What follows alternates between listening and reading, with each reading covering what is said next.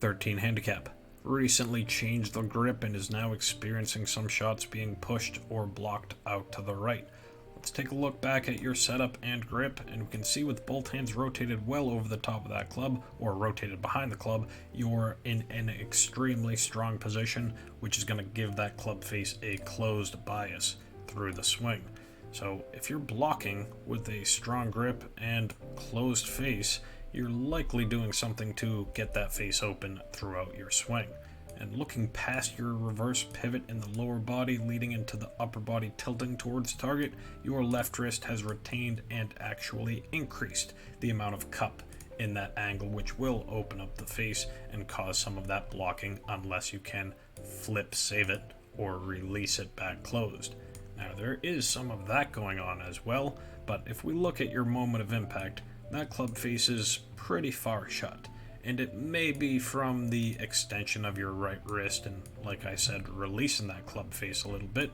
But when we look at your down the line view, we're going to see the real issue here. And it's not your setup, although that plays into the issue. Let's just take a look down at the impact. Setup is okay. Let's go up to the top. We're going to get right down before strike, and let's take a closer look in at this.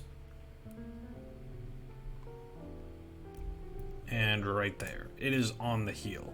Now I know I've got a 2 swing sample size, but the face, as we saw, was fairly square, but that ball is at impact and hitting the hosel.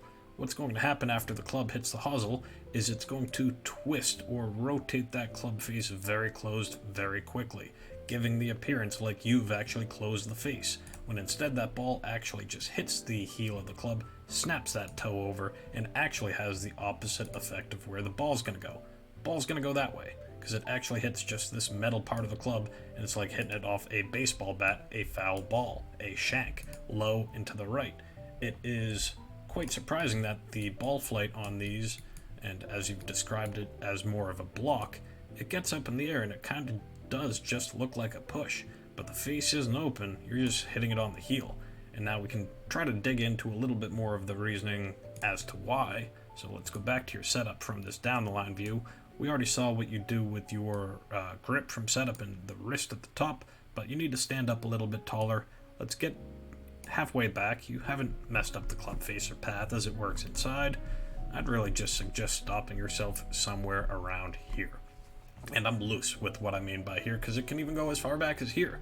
But at this point, pay attention to your left wrist angle.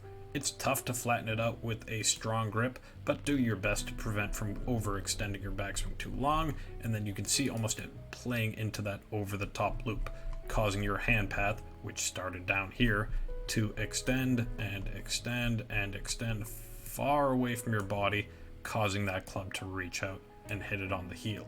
And if that wasn't as clear, let's draw just 2 lines here. One is the club shaft at address, and the second one is going to be the club shaft at impact. Much more upright, a lot closer into the ball, and you can see the reasoning why that club is hitting on the heel. So you'll need to work shorter, flatter top position and that hand path to drop more inside. Your face angle actually didn't look like the problem with that strong grip, so try not changing your grip first, try changing your hand path and keeping things working more to the inside and not extending your arms so far away from your body. Good luck. SendASwing.com.